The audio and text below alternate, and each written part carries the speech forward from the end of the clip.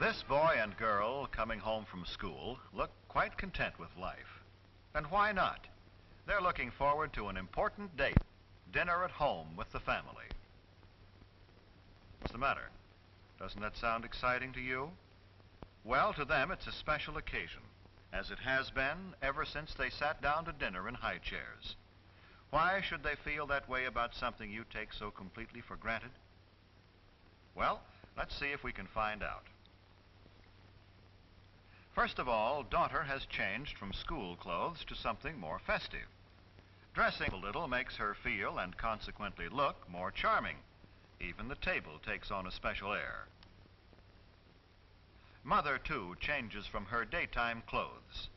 The women of this family seem to feel that they owe it to the men of the family to look relaxed, rested, and attractive at dinner time.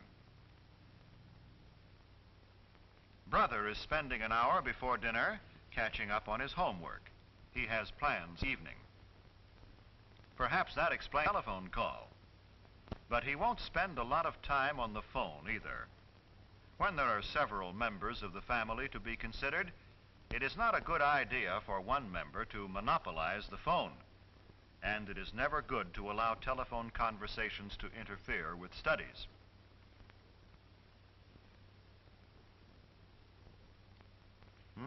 Is it that late? Dad will be here any minute. Better tell Mother she's needed in the kitchen. Brother notices the time and realizes that he must put things in order and clean himself up in time for dinner.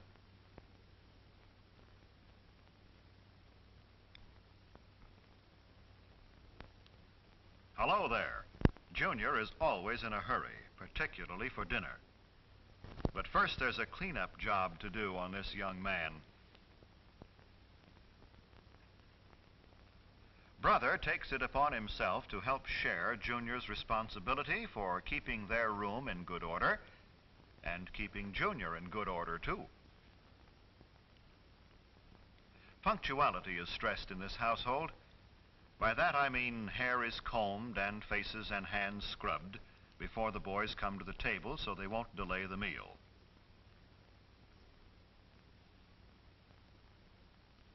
Now, mother and daughter put the finishing touches on the dinner.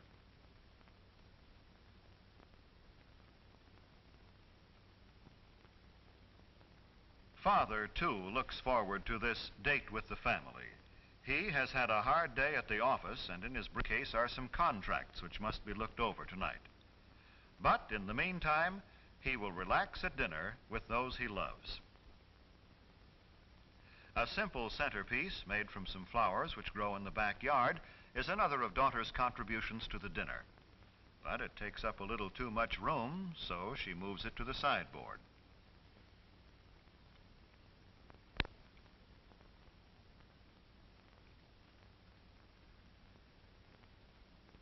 These boys greet their dad as though they are genuinely glad to see him, as though they had really missed being away from him during the day and are anxious to talk to him. This is the time for pleasant discussion in a thoroughly relaxed mood. They don't pick this time of the day to spring unpleasant surprises on Dad. If they have disagreeable news, they'll postpone the discussion until another time. And this is no time to dun Father for a raise in your allowance, new clothes, or argue about other financial matters. Ah, dinner time. Yes, Mother, Junior remembered to clean up.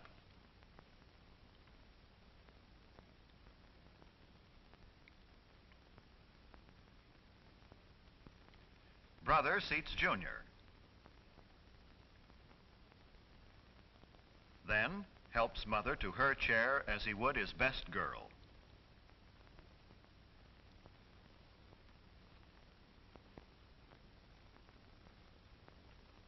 Well, the dinner date has begun, and they're all happy about it.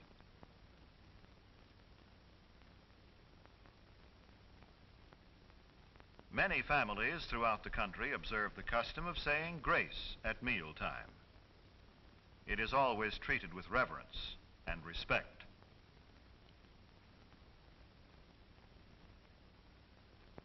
Napkins on the lap The family awaits service. They converse pleasantly while Dad serves. I said pleasantly, for that is the keynote at dinner time.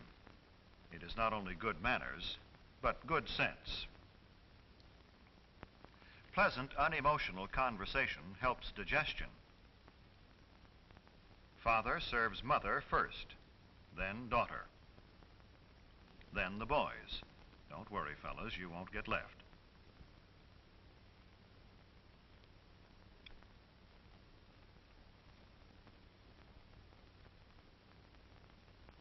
Help cut your meat, Junior? Of course.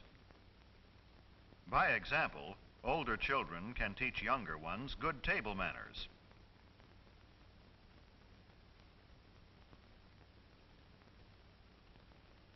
No one starts eating until Father has served himself.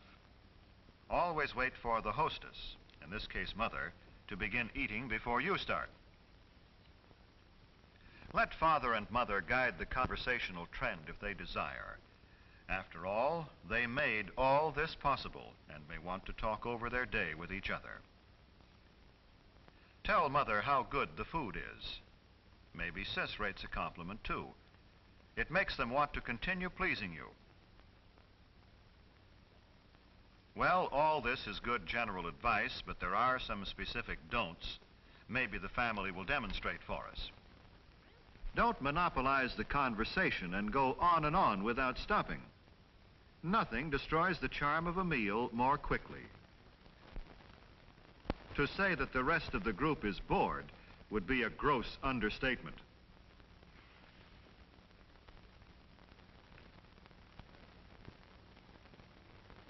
Don't discuss unpleasant topics such as gruesome sights or sounds, or unpleasant occurrences.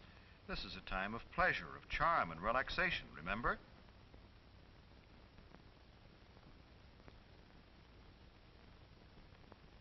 Don't make unkind comparisons about your stand of living. The dinner table is no place for discontent. It makes Dad and Mother uncomfortable and unhappy.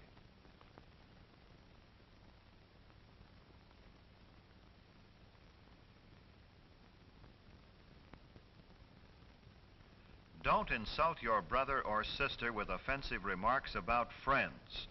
Arguments, harsh words mean tension and distress for everyone.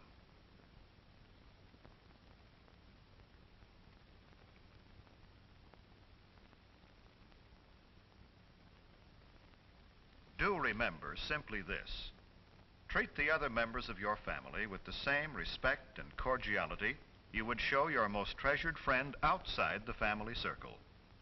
This does not mean you should be stiff or formal. With your own family, you can relax. Be yourself. Just be sure it's your best self. This is better. Now things are on an even keel again. Now we're ready for dessert. Most families don't have maids, so Mother needs help with the serving from the kitchen. Son says Mother has done enough. Watch him play butler. The removal of dishes from the main course and the serving of dessert set the stage for the conclusion of a thoroughly pleasant meal.